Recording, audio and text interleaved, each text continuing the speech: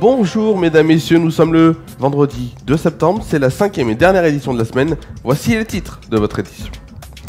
On ira en Essonne, où une mère de famille a été victime de violences conjugales, tue son compagnon avec un couteau. À Cannes, une femme de 89 ans violemment agressée dans la rue par 3 adolescents. On verra qu'en Drôme, un cyclisme donc est en urgence absolue après une collision avec une voiture. En Martinique, on parlera de la rentrée scolaire de 2022 qui confirme la décrue de la population martiniquaise, la météo et l'éphéméride en fin d'édition. C'est la fin des titres de votre édition, on est le vendredi 2 septembre 2022. On va commencer cette édition par un homme de 42 ans qui a été mortellement poignardé par sa compagne, âgée de 38 ans, qui est mercredi soir à Morangy, en Essonne, indiquent plusieurs sources proches de l'enquête aux Parisiens. Une enquête en flagrance, pour homicide sur conjoint, a été ouverte par le parquet d'Evry, Cour-Couronne, contacté ce jeudi, confirmant une information de l'AFP. Le drame s'est produit dans le quartier pavillonnaire de la Croix-Boisselière vers 21h. C'est le fils de l'auteur du coup de couteau, âgé de 16 ans, qui a prévenu la police à la suite d'une rixe entre sa mère et le conjoint de celle-ci. Dans des circonstances restant encore à déterminer, la mère a porté plusieurs coups de couteau, 3 selon quelques informations, à la victime, indique une source proche du dossier. L'homme est décédé rapidement malgré l'intervention des secours.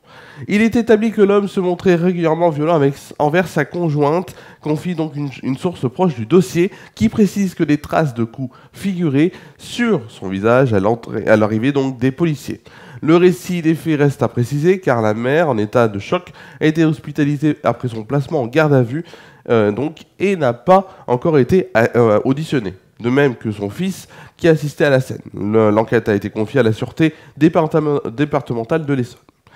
Jeudi soir, les voisins restent encore troublés par le drame et l'importante présence policière de la veille, inhabituelle bien sûr dans le quartier. Le cri de douleur de l'auteur du coup de couteau, lorsqu'elle a réalisé son geste, a d'ailleurs résonné dans les maisons aux alentours. Selon des témoins, un témoin dit qu'il est sorti de chez lui après avoir entendu un bruit venant du portail et ils ont vu cette femme avec le visage tuméfié comme si elle s'était fait frapper.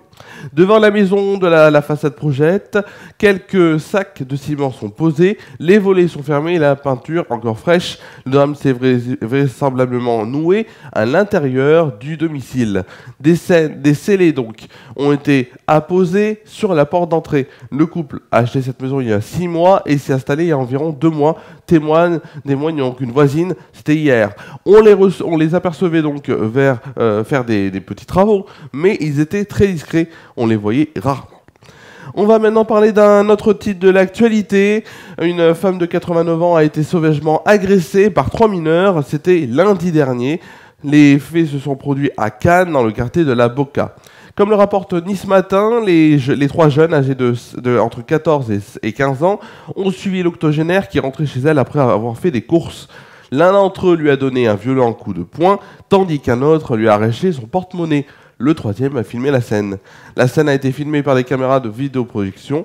Interpellés, bien sûr, les 3 suspects ont admis les faits après les avoir niés. Ils ont été déférés et placés sous contrôle judiciaire dans des centres éducatifs fermés. Hospitalisée, la victime a fait une hémorragie cérébrale qui s'est résorbée heureusement depuis. Ses jours ne sont pas en danger. Sur Twitter, le député des Alpes-Maritimes, Éric Ciotti, a jugé les images de l'agression choquantes. On va maintenant parler de local à Drôme. Hier, sur l'avenue de Provence à Malissard, une voiture de tourisme est entrée en collision avec un vélo vers 9h du matin. Suite au choc, la cycliste, âgée de 60 ans, a été transportée en urgence absolue au centre hospitalier de Valence. La conductrice de la voiture est sortie indemne de l'accident. On va tout de suite parler de Martinique. Comme chaque année l'importance de la rentrée peut s'apprécier et peut s'apprécier avec quelques chiffres. Avec 66 000 élèves accueillis dans quelques 320 écoles, collèges et lycées publics et privés, la baisse des effectifs est de 2% par rapport à l'année dernière, un chiffre prévu et prévisible.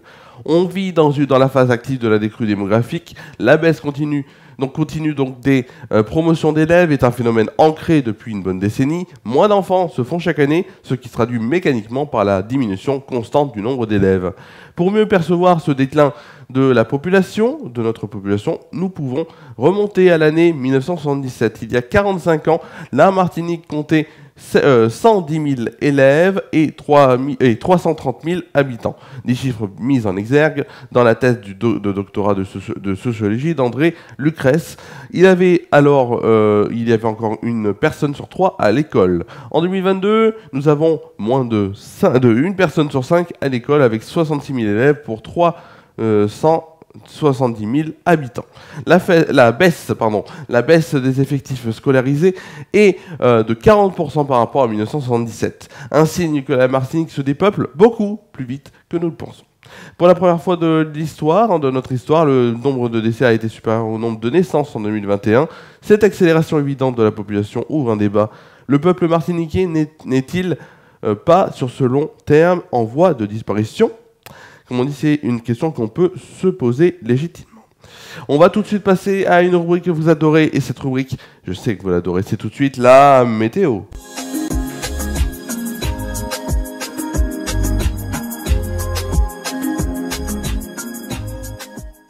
La météo tout d'abord avec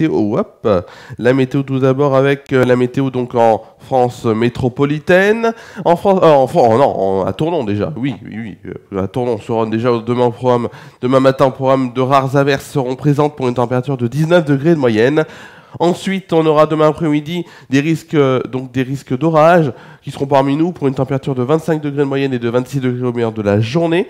En soirée, ce seront de rares averses qui concluront cette journée. Il fera 20 degrés de moyenne. Tout de suite, la météo en France métropolitaine avec demain matin des alternances de passages nuageux et d'éclaircies au nord avec quelques averses dans le nord-est.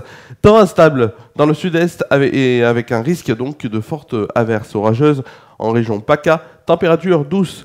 Côté température, on va les voir tout de suite.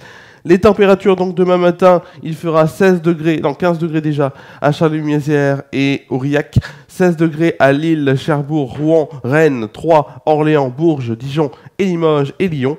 Il fera ensuite il fera 14 degrés à Brest pour le plus chaud, pour le plus froid plutôt. Il fera 22 degrés à Nice et Ajaccio pour le plus chaud. Il fera aussi 17 degrés à Paris, Strasbourg, Nantes et Bordeaux, 18 degrés à La Rochelle, Biarritz, Toulouse, Montpellier et Montélimar. Et il fera 21 degrés à Marseille. J'ai tout fait en inverse. Veuillez m'excuser. Demain après-midi, et là on va le faire dans l'ordre. Demain après-midi, regardez le temps. Pas génial, hein, qu'on dit pas vraiment génial. Je vais dire qu'on s'est habitué, mais non. Demain après-midi, l'instabilité se renforce en région PACA avec des pluies orageuses intenses. Temps mitigé à l'ouest et au nord avec éclaircies et passages nuageux. Quelques averses orageuses circulent au nord-est, température de saison.